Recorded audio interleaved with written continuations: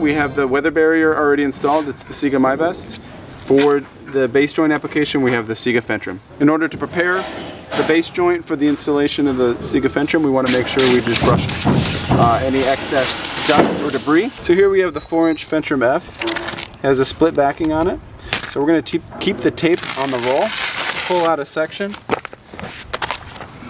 pull the backing off the bottom, give ourselves a couple feet there, put a fold to the tape, and what we want to do is start on the concrete foundation itself first. This gives us 2 inches of adhesion onto the foundation. And we're going to work our way along.